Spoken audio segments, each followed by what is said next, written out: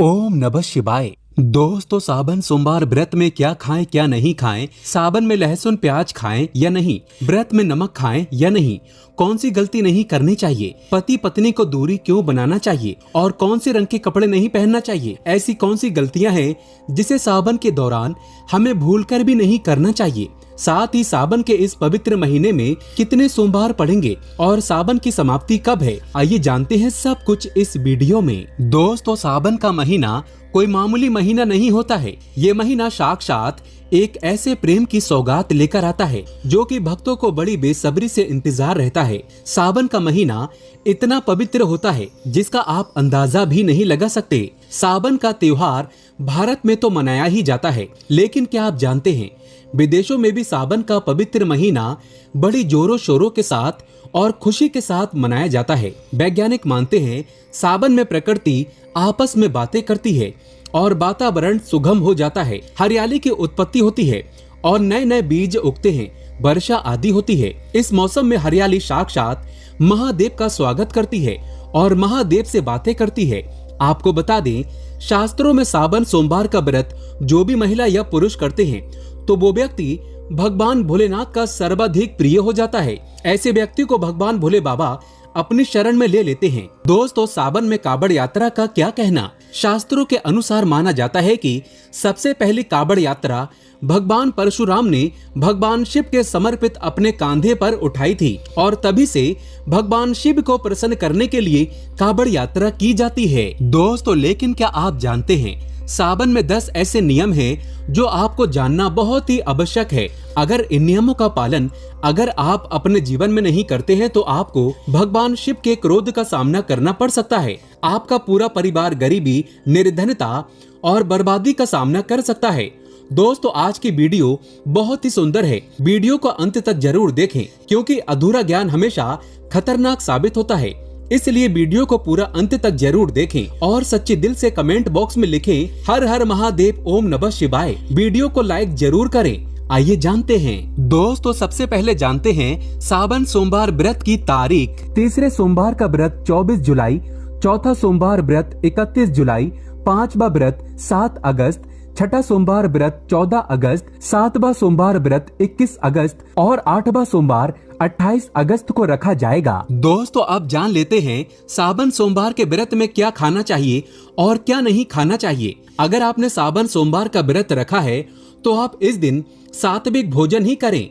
ये निर्जला व्रत नहीं होता, इसलिए इस व्रत में सेंधा नमक से बनी चीजें खा सकते हैं। अगर आपने फल खाने पर संकल्प लिया है तो नमक भूल कर भी ना खाएं। आप फल वगैरह ही खाएं और कुछ मत खाना। व्रत में बाहर का गन्ने का जूस मत पीना, उसमें नमक पड़ा होता है। बाहर का जूस भी मत पीना, उनके बर्तनों में भी नमक पड़ा होता है और वो नमक आपके मुंह तक जाएगा तो आपका व्रत खंडित हो जाएगा। व्रत में डब्बा बंद जूस नहीं पीना चाहिए, उसमें कई केमिकल पड़े होते हैं जिससे व्रत टूट जाता है। दोस्तों, सावन में कई बार शुक्रवार का दिन पड़ जाता है तो खट्टा भूल कर भी मत खाना क्योंकि माता संतोषी इस दौरान जागृत अवस्था में हो जाती है, वो रुष्ट हो जाएंगी। इस दिन आप पानी पूरी, इमली की चटनी वगैरह, खट्टे फल वगैरह जाने अनजाने में भी मत खाना क्योंकि इससे माता संतोषी क्रोधित हो जाएंगी। एक बार माता संतोषी रुष्ट हो गई तो आपको जिंदगी भर कष्ट भोगना पड़ेगा। माता रानी भोली हैं, पर सावन के महीने में जो भी शुक्रवार के दिन खट्टा खाता है उसे परेशानी और माता के क्रोध का सामना करना ही पड़ता है। सावन में साधारण नमक फलों पर लगाकर या अमरूद के बीच में भरकर भूल कर भी नहीं खाना चाहिए। आप सेंधा नमक फलों पर लगाकर खा सकते हैं। सावन के व्रत में चाय आप पी सकते हैं, लेकिन चाय में नमक मत डालना, इससे हड्डियां गल जाती हैं। सावन के व्रत में दूध नहीं पीना चाहिए, इससे भगवान शिव क्रोधित हो जाते हैं। सावन में हल्दी मिलाकर दूध पीने से भयंकर श्राप लगता है। सावन में बच्चों को दूध पी लेना चाहिए, पर घर में बड़ों को दूध नहीं पीना चाहिए। यदि सावन का व्रत अगर आपने मीठा रखा है तो आप खीर पराठा या दही पराठा खा सकते हैं। आप चाहें तो सेंधा नमक से बने आलू के पकवान खा सकते हैं। आलू की सब्जी कुट्टू के आटे की रोटी के साथ खा सकते हैं, लेकिन आटा ध्यान से देख लें, पुराने आटे में कीड़े पड़ जाते हैं जिससे आपका व्रत खंडित हो सकता है। व्रतधारी को सावन सोमवार के व्रत में आटा, बेसन, मैदा, सत्तू, अन्न और अनाज का सेवन नहीं करना चाहिए। इसके अलावा अन्य किसी भी व्यक्ति को मांस, मदिरा, लहसुन, प्याज इत्यादि का भी सेवन नहीं करना चाहिए। वहीं व्रत रखने वाले व्यक्ति को धनिया पाउडर, मिर्ची पाउडर, सादा नमक का सेवन भूल कर भी नहीं करना चाहिए। सावन में चाहे आपका व्रत हो या ना हो, किसी भी व्यक्ति को कड़ी पकौड़ा नहीं खाना चाहिए। और वहीं पत्तेदार सब्जियां, पालक, मेथी, लाल भाजी, बथुआ, पत्ता गोभी जैसी सब्जियां या साग सब्जियां भूल कर भी नहीं खाना चाहिए। ये जहर के समान मानी जाती हैं। इसमें कीड़े आ जाते हैं, सांप, बिच्छू वगैरह आ जाते हैं। और जो भी व्यक्ति सावन में बैगन की सब्जी खाता है, उस व्यक्ति को घोर पाप लग जाता है।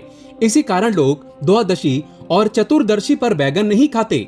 पत्तेदार सब्जियां क्यों नहीं खाई जाती, इसके पीछे एक कथा है, मैं आपको बताऊंगा। दोस्तों, सावन के पवित्र महीने में कौन सी गलतियां नहीं करना चाहिए? ये गलतियां पाप का भागीदार तो बनाती ही हैं, साथ ही साथ ऐसा व्यक्ति नरक में अटका रह जाता है। सावन में घर के सभी लोगों को सुबह जल्दी उठना चाहिए और जितना जल्दी हो सके कम से कम पहला सावन स्नान अवश्य करें। परिवार में सबको स्नान करना चाहिए। यदि कोई बीमार है तो उस पर गंगा जल के छींटे मार दें। सावन में किसी भी गरीब का अपमान ना करें। क्या पता उस गरीब के रूप में भगवान शिव हो, क्योंकि भगवान शिव सावन में अपने भक्तों की परीक्षा लेने आते हैं। सावन में देर तक सोने वाली महिला का पति बर्बाद हो जाता है और उसकी मृत्यु निकट भविष्य में जल्दी हो जाती है। इसलिए पति के उठने से पहले सावन में हर स्त्री को जल्दी उठ जाना चाहिए और भगवान शिव की पूजा करनी चाहिए। सोमवार व्रत आपको अवश्य करना चाहिए। ऐसा करने से धन लक्ष्मी का वास होता है। सावन में पति पत्नी को सहवास नहीं करना चाहिए।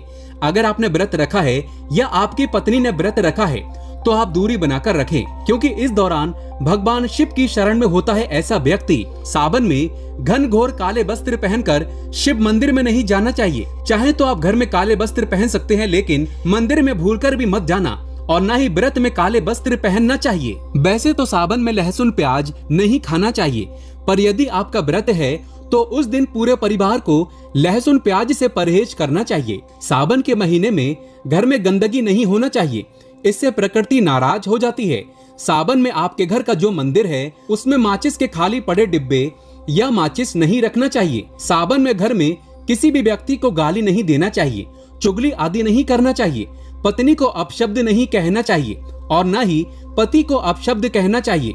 इससे भगवान शिव आपको श्राप दे देते हैं। सावन में जो भी व्यक्ति दूध में हल्दी डालकर पीता है उसके ऊपर महाकाल का क्रोध बरसता है।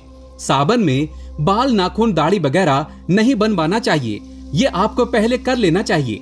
कोई ज्यादा समस्या हो तो आप ऐसा कर सकते हैं, पर शिवजी से क्षमा अवश्य मांग लें। सावन में शरीर पर तेल नहीं लगाना चाहिए। यदि आपका व्रत है तो आप शरीर पर तेल ना लगाएं। माता पिता का सम्मान करना चाहिए, क्योंकि माँ माता पार्वती और पिता भगवान शिव को माना जाता है। इसलिए माता पिता में इन दोनों का वास होता है।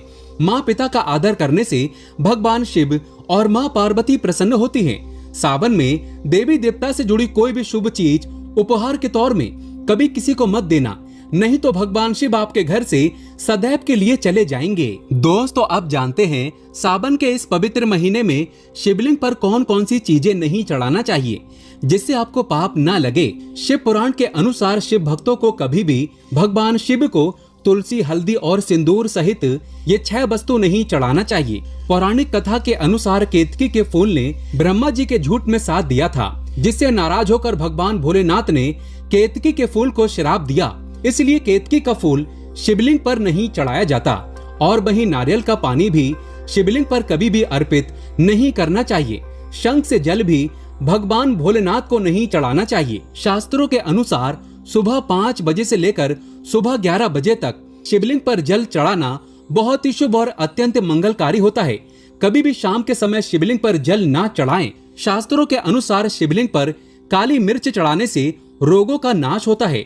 इसके साथ ही सुख समृद्धि की प्राप्ति होती है। घर में कभी भी अंगूठे के आकार से बड़ा शिवलिंग नहीं रखना चाहिए और शिवलिंग पर जल धारा अवश्य होना चाहिए। भगवान भोलेनाथ को टूटे हुए अक्षत कभी अर्पित नहीं करना चाहिए, इससे वो क्रोधित हो जाएंगे। सावन के पवित्र महीने में कटे फटे बेलपत्र शिवलिंग पर अर्पित नहीं करना चाहिए। बेलपत्र की संख्या 3 होना चाहिए। बेल पूरे साबुत होना चाहिए, लेकिन आप 6 महीने पुराना बेलपत्र भी शिवलिंग पर अर्पित कर सकते हैं। लेकिन वो कटा फटा ना हो। 6 महीने तक बेलपत्र पवित्र और शुभ माना जाता है। सच्चे दिल से बेलपत्र शिवलिंग पर चढ़ाने से 21 मनोकामनाएं पूर्ण हो जाती हैं। भगवान शिव को दूध में पानी डालकर नहीं अर्पित करना चाहिए, इससे आपको फल भी इसी तरह ही मिलेगा। भगवान शिव को एक बूंद भी आप अर्पित कर सकते हैं, पर दूध शुद्ध होना चाहिए और आपका मन भी शुद्ध होना चाहिए। शास्त्रों के अनुसार पीतल के कलश से शिवलिंग पर दूध चढ़ाना सबसे उत्तम बताया गया है।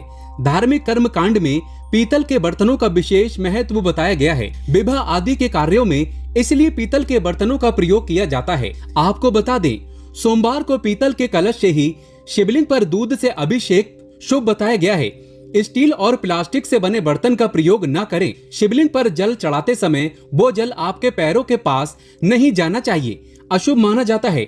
उसे लांघना भी नहीं चाहिए, उसे हम जलहैरी कहते हैं। सावन में जल अपने घर का होना चाहिए। मंदिर से जल भरकर मंदिर में ही अर्पित नहीं करना चाहिए, इससे आपका भाग्य खराब हो सकता है। दोस्तों, सावन में ये चीज खा लेने से दुनिया की कोई भी ताकत आपको धनी होने से रोक नहीं पाएगी। मैं ईश्वर की सौगंध खाता हूँ, अगर आपने सावन में ये चीज खा ली तो आपको करोड़पति होते देर नहीं लगेगी, लेकिन सच्चे दिल से ही खाना है। आइए जानते हैं। सावन में शिव भक्तों को शिवलिंग पर चढ़ा हुआ प्रसाद के रूप में धतूरा जरूर खाना चाहिए। इसे आपको ज्यादा नहीं खाना है, बस अपनी जुबान पर हल्का सा टच करना है। ज्यादा खाएंगे तो आप बीमार पड़ जाएंगे, इसलिए बस टच कर लें। आप देखना आपके अंदर सकारात्मकता का संचार होगा और आपको धनी होने से कोई नहीं रोक पाएगा। दूसरा है बेल फल। बेल फल प्रसाद के रूप में खाने से माता पार्वती के साथ साथ भगवान शिव की कृपा भी बरसेगी और समस्त 33 कोटि देवी देवता आपको धनवान बनाएंगे। बस ये चीजें आपको खाना है और आप खुद देखना, आपको धनी होने से दुनिया की कोई भी ताकत रोक नहीं पाएगी। दोस्तों, अगर भोले बाबा की कृपा हो जाए तो काल भी आपका कुछ नहीं कर पाएगा, क्योंकि कालों के भी काल हैं महाकाल। सच्चे दिल से कमेंट बॉक्स में लिखें हर हर महादेव, ओम नमः शिवाय, एक लाइक जरूर करें।